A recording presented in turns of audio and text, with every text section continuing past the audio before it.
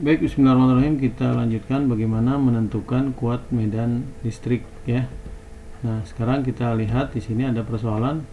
Terdapat 3 muatan, yaitu muatan 1 bernilai negatif, muatan 2 bernilai positif, muatan 3 bernilai positif, dan 1 muatan uji. Ya, masing-masing ini keempat ini membentuk persegi ya, dengan jarak masing-masing adalah A. Di mana A ini adalah 3 mm. Nah, adapun muatan uji terhadap jarak muatan kedua ini adalah diagonalnya, berarti dengan Pitagoras kita bisa melihat bahwa ini adalah nilainya A akar 2 ya, A akar 2. Nah, data-datanya adalah Q1 minus 4 nanokolom, nanokolom itu 10 pangkat min 9. Q2 adalah positif 3 akar 2 nanokolom, dan Q3 adalah positif 4 nanokolom. Jarak 3 mm jadikan meter adalah 3 kali 10 pangkat min 3. Nah, ditanyakan berapa kuat medan listrik yang dialami muatan uji di sini. Ya. Nah, pembahasan tentang kuat medan listrik ini sama dengan pembahasan tentang gaya listrik atau gaya elektrostatis atau hukum Coulomb, yaitu karena dia merupakan besaran vektor. Jadi cara-cara menyelesaikannya juga sama dengan cara-cara menyelesaikan gaya Coulomb atau gaya elektrostatis. Jadi kuat medan listrik dan gaya listrik adalah muatan besaran vektor. Langkah pertama, kita harus membuat arah vektornya dari titik muatan uji ini terhadap ketiga muatan di sekitarnya itu bagaimana bentuknya. Kalau kita lihat muatan uji terhadap vektor muatan negatif, berarti ini arah garis gaya listriknya, arah garis medan listriknya itu adalah menuju muatan negatif seperti di teori yang sudah kita bahas ya.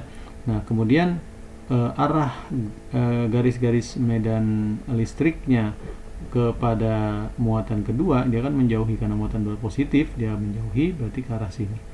Begitu pula dengan muatan yang ketiga, karena positif juga menjauhi. Nah, untuk mencari berapa ya resultan ya muatan atau berapa resultan kuat medan listrik di muatan uji ini, tentunya pertama-tama kita harus cari dulu masing-masing nilai E1, E2 dan E3 nya dengan persamaan K kali Q per R pangkat 2 ya. Jadi di analisis satu persatu, lalu kemudian kita masukkan ke dalam analisis vektor nanti.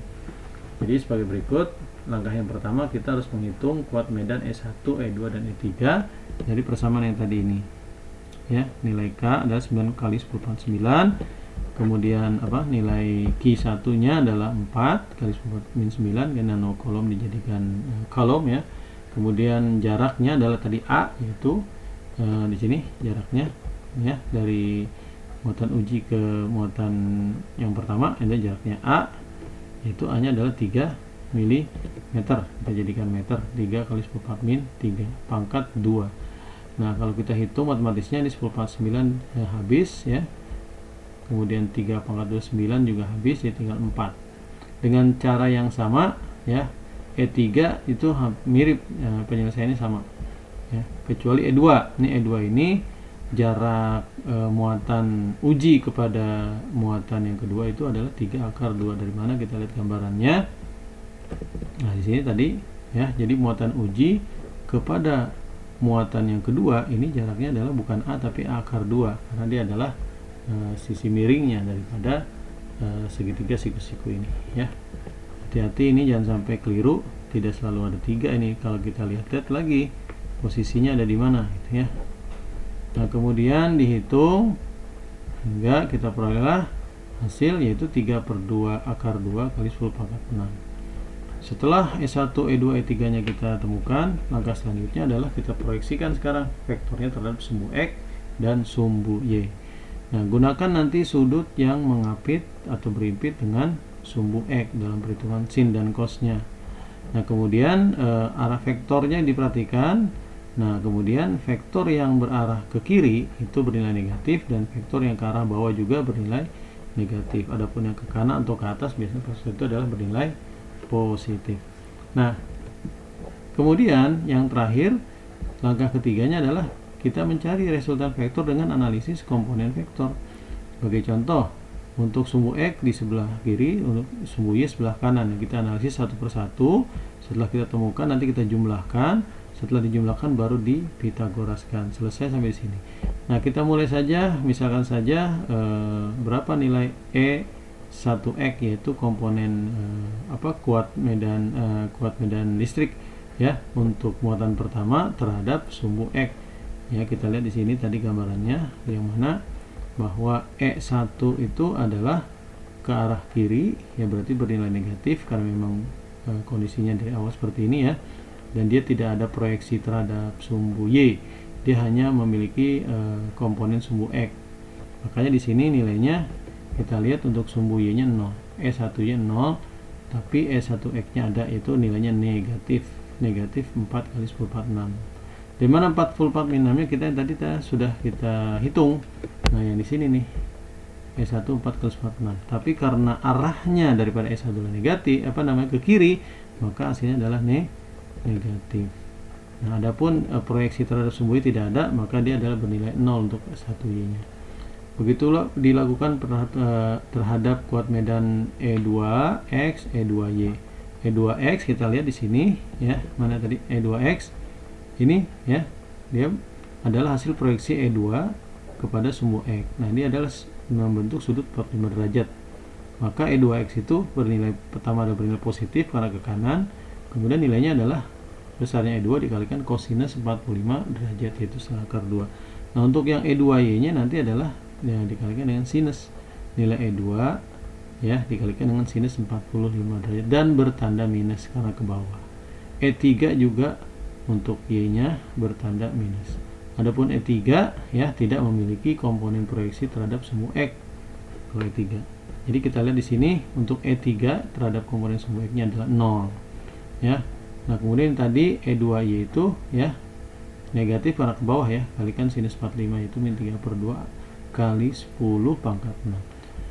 Nah, setelah kita memiliki hasil ya masing-masing komponen sumbu X sumbu Y, kita jumlahkan. Minus 4 ya kali 10 4 6 dijumlahkan dengan 3/2 kali 10 4 6 ditambahkan 0, hasilnya adalah minus 4 ditambah 3/2 kali 10 4 6.